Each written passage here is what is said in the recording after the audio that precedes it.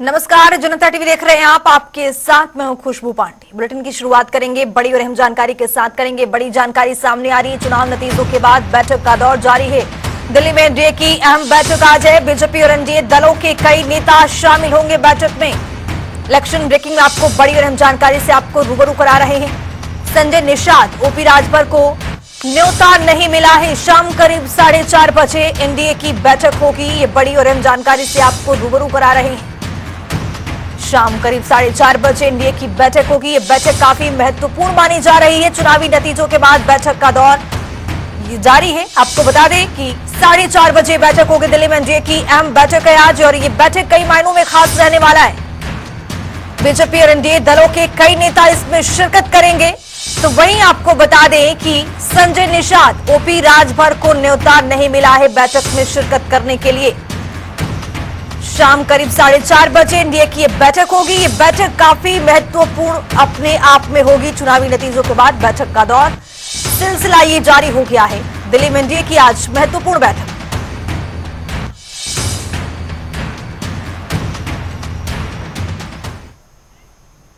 इसी बीच एक और बड़ी जानकारी सामने आ रही है, उसे भी आपको रूबरू कराएंगे। बड़ी जानकारी, दिल्ली में इंडिया गठबंधन की आज बैठक है। मल्लिकार्जुन खड़गे के आवास पर यह बैठक होगी।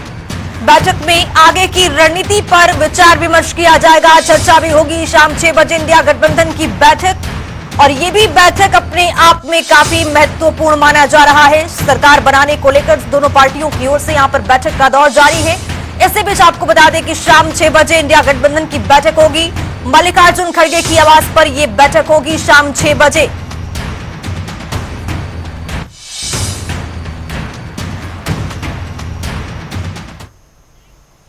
एक और बड़ी जानकारी सामने आ रही है, उसे भी आपको रूबरू कराएंगे। बड़ी जानकारी, बड़ा अपडेट आपके सामने। आज मोदी कैबिनेट की अहम बैठक है। प्रधानमंत्री नरेंद्र मोदी की अध्यक्षता में यह बैठक होगी। चुनाव के नतीजों के बाद कैबिनेट की यह बैठक सुबह 11:30 बजे यह बैठक होगी। कैबिनेट की बैठक होगी। आपको बता दें कि प्रधानमंत्री नरेंद्र मोदी की अध्यक्षता में यह बैठक होगी। सुबह 11 बजे, माफ कीजिएगा 11:30 बजे यह बैठक होगी। ये भी बैठक अपने आप में खासा महत्व रखेगा, अपने आप में काफी महत्वपूर्ण होगा। तो ये कैबिनेट की बैठक होगी। प्रधानमंत्री नरेंद्र मोदी की अध्यक्षता में ये बैठक होगी। सुबह 11:30 बजे कैबिनेट की अहम बैठक होगी।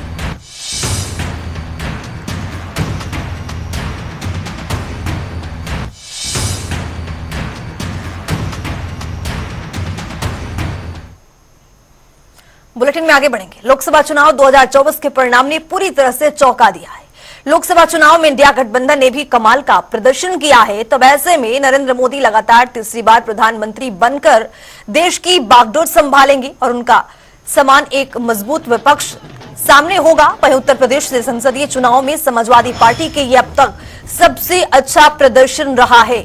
ये चुनाव अखिलेश यादव के लिए इसलिए भी महत्वपूर्ण था क्योंकि इस बार सपा संस्थापक मुलायम सिंह यादव नहीं थे और उनके बगैर सपा ने ये चुनाव लड़ा है। आइए अब यूपी के कुछ सीटों की जानकारी ग्राफिक्स के जरिए देखने की यहां पर कोशिश करते हैं। तो आपको ग्राफिक्स के जरिए दिखा रहे हैं। आगरा की लोकसभा सीट है जिस पर एसपी सिंह बघेल थे।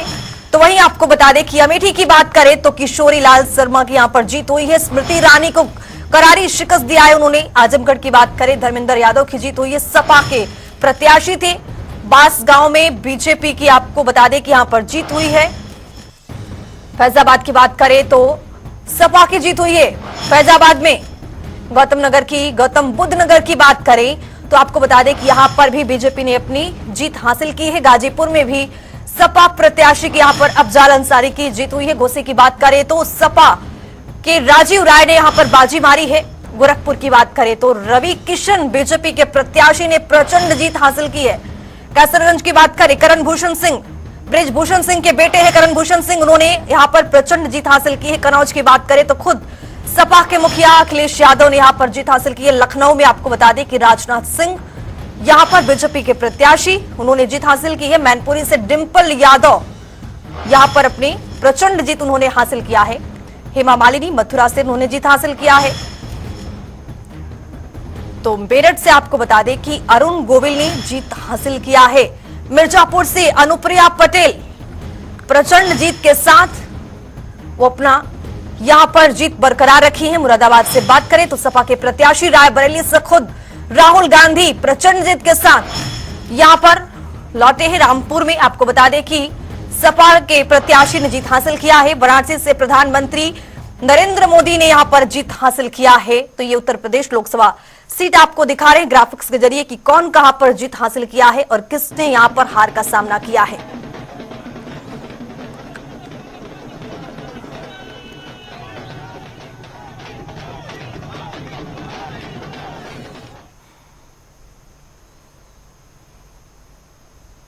लोकसभा चुनाव के नतीजों ने सबको चौंका कर रख दिया है। इंडिया गठबंधन बीजेपी से कड़ा मुकाबले करते हुए बढ़त बनाए हुए है।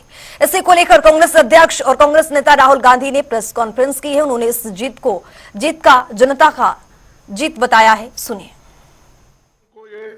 विश्वास हो गया था कि मोदी जी को एक मौका और मिला तो अगला हमला संविधान पर सीधा होगा और लोकतंत्र पर होगा। इसीलिए लोगों को इसके प्रमाण नए संसद सत्र के साथ ही दिखेंगे। खुशी इस बात की है कि भाजपा इस षड्यंत्र में अब सफल नहीं हो पाएगी।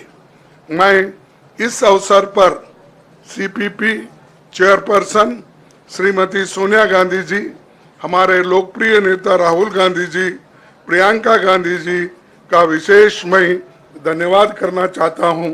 और इन्होंने दिन रात बराबरी से पूरे देश में कैंपेन किया और हमें एक मजबूत स्थिति में पहुंचाने के लिए भारी मदद इन्होंने की।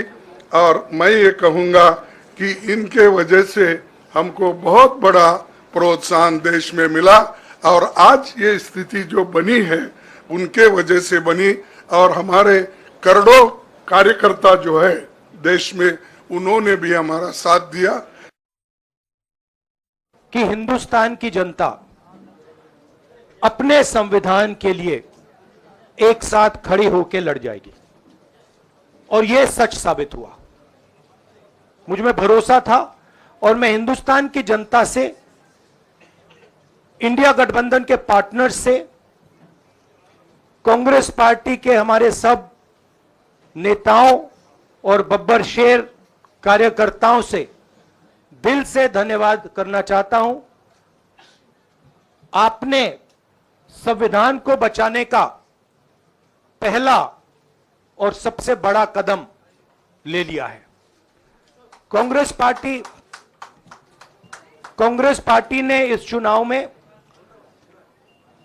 कांग्रेस पार्टी के सब नेताओं ने 2-3 चीजें की। सबसे पहले हमने इंडिया गठबंधन के पार्टनर्स की रिस्पेक्ट की, उनकी जो विशेष थी उनको हमने साथ लिया और आपने देखा होगा कि जहां भी गठबंधन लड़ा हम एक होकर लड़े। दूसरी बात, कांग्रेस पार्टी ने क्लैरिटी से हिंदुस्तान को एक नया विजन दे दिया है।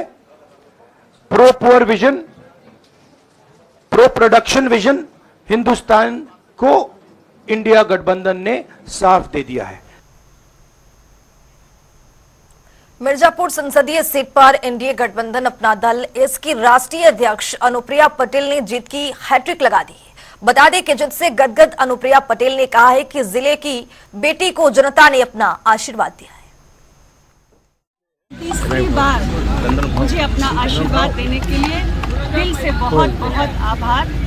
मेरा ये सर्टिफिकेट जो आज उन्होंने मुझे दिया है उसके लिए मैं बहुत बहुत उनको दिल से शुक्रिया अदा करती हूँ। मिर्ज़ापुर की बेटी मिर्ज़ापुर के मतदाताओं के दिल में बसती है और ये सर्टिफिकेट उसका प्रमाण है।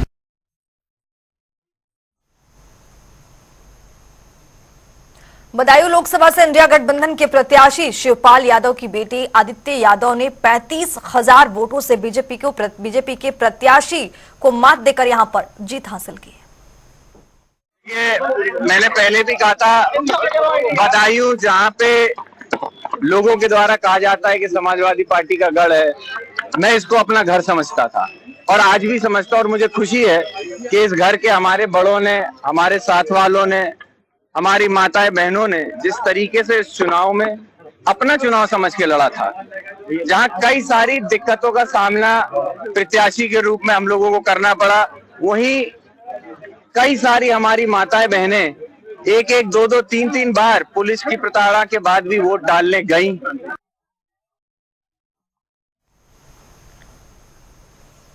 आजमगढ़ में एक बार फिर समाजवादी पार्टी ने अपना परचम लहराया है। बता दें कि सदर सीट से सपा के प्रत्याशी धर्मेंद्र यादव ने बीजेपी के दिनेश लाल यादव को 1 लाख वोटों से हराया है।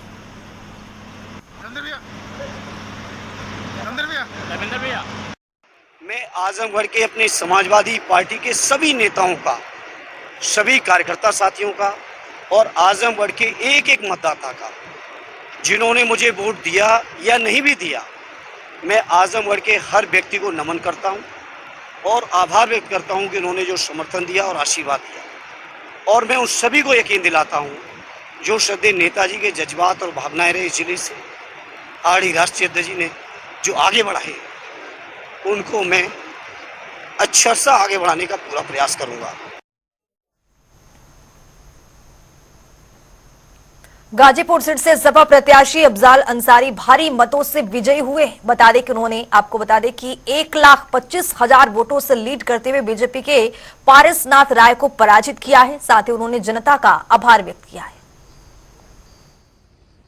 आप सबका बहुत बहुत धन्यवाद है और आपके माध्यम से हम गाजीपुर और पूर्वांचल की जनता को और खास तौर से इंडिया गठबंधन के सभी घटक दलों के कार्यकर्ताओं को, नेताओं को इस चुनाव में जो गाजीपुर 75 लोकसभा क्षेत्र से 1,25,000 लगभग वोटों से जो जीत हासिल हुई है, जो 2019 के जीत के अंतर का रिकॉर्ड भी तोड़ दी है।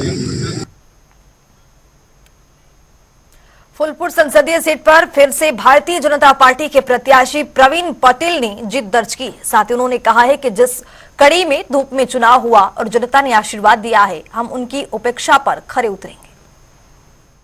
देखिए, आज हम लोग आभार प्रकट करना चाहेंगे यहाँ की जनता का और अपने केंद्रीय नेतृत्व का, प्रदेश नेतृत्व का और सारे अपने पदाधिकारियों का, सम्मानित साथियों का, इसलिए कि इतनी प्रचंड गर्मी में ये जो चुनाव हुआ है उसमें सब लोगों ने जो अपना योगदान दिया है, उसी का परिणाम रहा कि आज फिर से यहाँ की जनता ने माननीय नरेंद्र मोदी जी का जो विकसित भारत का अभियान है उसको समर्थन देने के लिए और खासकर फूलपुर की भूमिका उसमें अग्रणी हो, उसका प्रयास हम लोगों के द्वारा लगातार करते रहेंगे।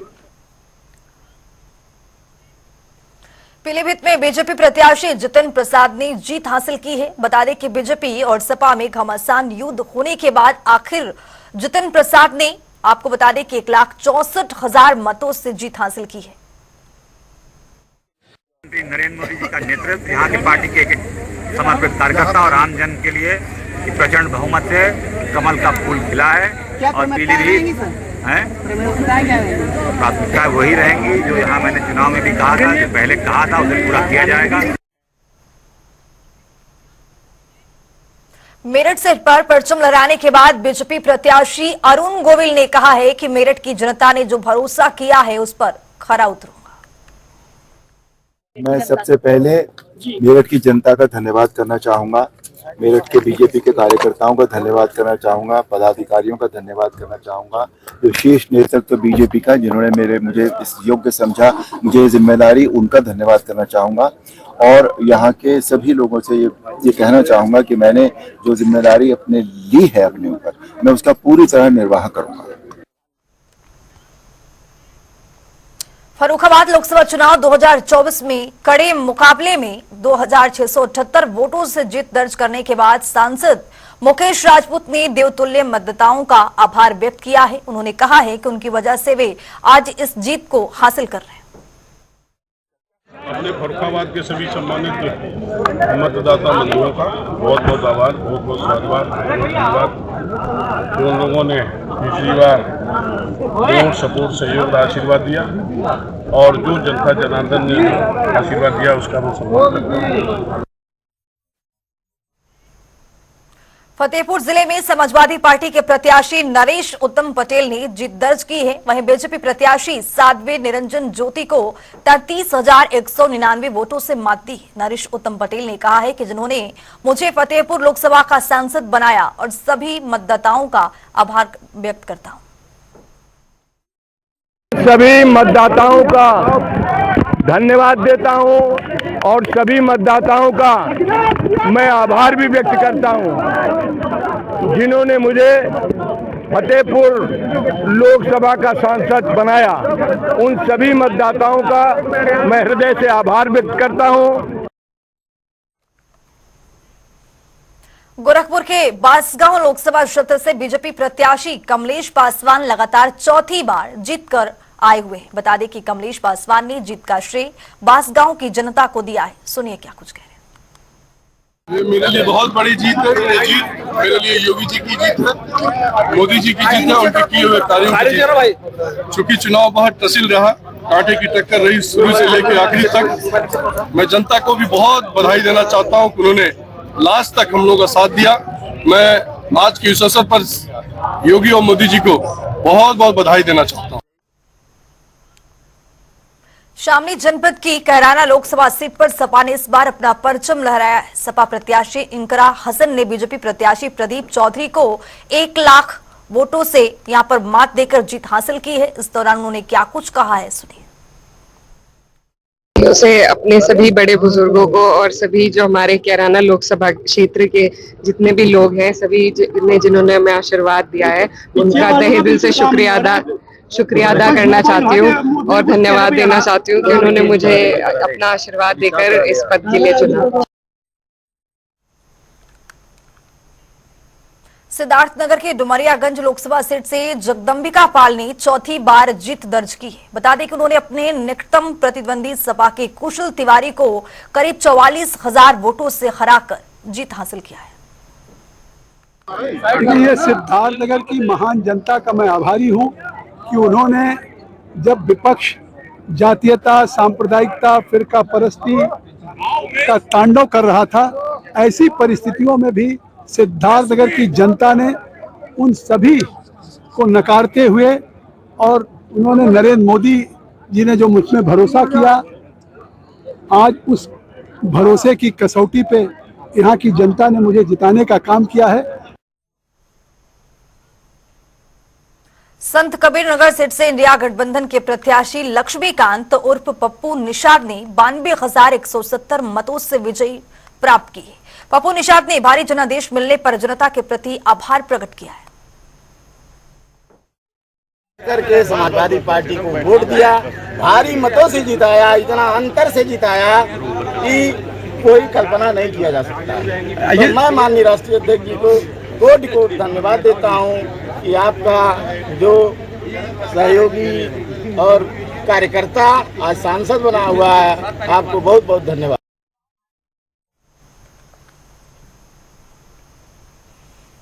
अम्बेडकर नगर सीट से जीत के बाद सपा प्रत्याशी लालजी वर्मा ने जनता और इंडिया गठबंधन के साथियों का आभार व्यक्त किया है। साथ ही उन्होंने बीजेपी पर जमकर निशाना भी साधा है, सुनिए। मैं अंबेडकर नगर की महान जनता का आभार व्यक्त करना चाहूंगा।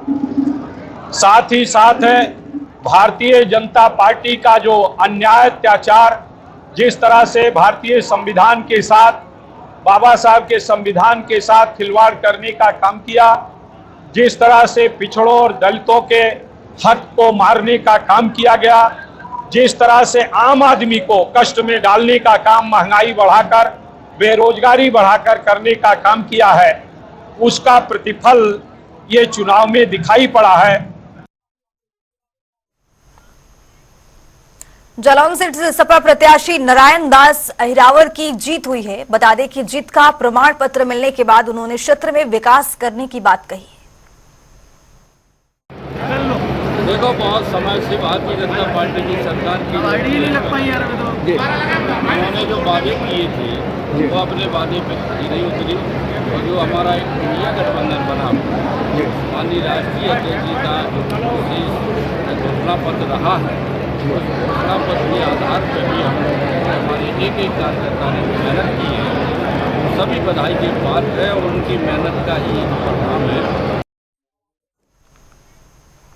अमेठी में कांग्रेस प्रत्याशी किशोरीलाल शर्मा जीत का प्रमाण पत्र पाने के बाद केंद्रीय कार्यालय पहुंचे, जहां कांग्रेस कार्यकर्ताओं ने किशोरीलाल शर्मा का फूल मालाओं से भव्य स्वागत किया है, साथ ही जश्न भी मनाया है। यहाँ पहले तो श्रेय है गांधी परिवार को,